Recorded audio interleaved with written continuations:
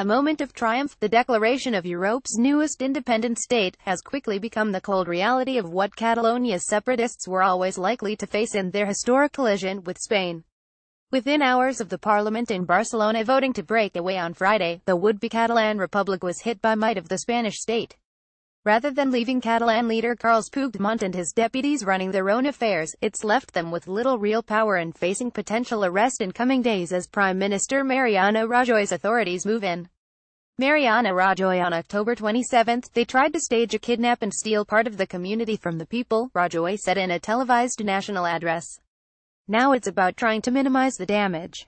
The Catalan government is no more in the eyes of Spain, and indeed the European Union. Right after Catalan lawmakers victoriously sang their anthem, Rajoy used the power granted to him by the Senate to start bringing to an end the country's worst constitutional crisis for decades. Elections, which Puigdemont had wanted to call to defuse the situation only to balk as the separatist hardcore engulf him, will now come on December 21 after Rajoy dissolved the Catalan parliament. The Prime Minister is set to appoint one of his officials to run the region as soon as this weekend, including the Catalan police whose loyalty has been torn. Messy situation. The regional economy, which accounts for about a fifth of Spanish gross domestic product, is also under threat as more companies up sticks amid the threat of civil unrest. A business of German insurance giant Allianz AG on Friday added its name to the list of hundreds shifting out of Catalonia. It's an enormous mess and utterly incomprehensible, said Jordi Alberic, Director General of Cercle d'Economia, a Barcelona-based business association. The strategy seems to be to make this the biggest crisis possible so that the world will have to intervene. But I am convinced there is a clear majority of people who want a calm solution. Carles Puigdemont, right, celebrates following a vote to declare Catalan independence. Read more. Where does Catalonia go from here? Whichever way, it's messy. The next step will involve the Madrid government's decrees being published in the official bulletin, most likely Saturday. After that, Puigdemont and his colleagues will be legally obliged to quit or be forcibly removed. The chief prosecutor signaled he would seek rebellion charges against the Catalan president, whose message after the parliamentary vote was to see through the transition to a sovereign state. We face hours when we all have to keep this country going, said Puigdemont.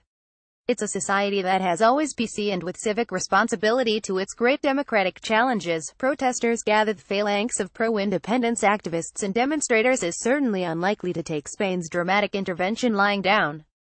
Thousands of people gathered in the square where the regional government palace is located, some of them holding separatist flags and chanting slogans such as Libertad or freedom.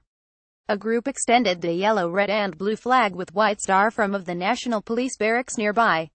Pro-independence supporters gather at Sant Jaume Square in Barcelona on October 27. We are likely to see more sustained unrest, possibly including strikes, as well as more serious clashes between national police and pro-independence activists, said Federico Santi, political analyst at Eurasia.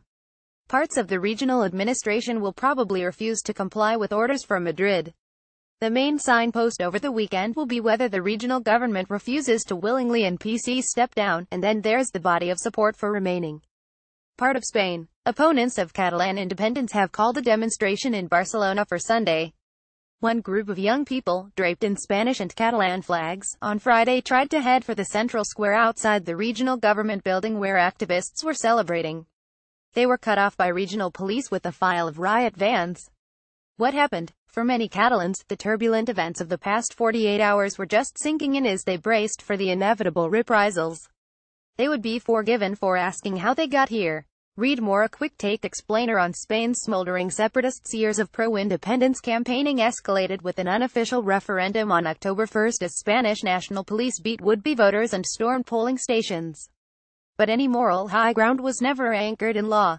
People celebrate following the vote to declare independence from Spain by the Catalan parliament on October 27. Weeks of brinkmanship then culminated with 2 days of high drama as noises came from Barcelona of a Puigdemont climb down and from some of Rajoy's political opponents in Madrid of a potential deal should there be elections. The Spanish government stood firm and the separatists faced a binary decision: capitulation or declaration. As Puigdemont and his allies left the Barcelona parliament on Friday evening, the crowds had dwindled and there was no grandstanding. He smiled, got into his car, and left.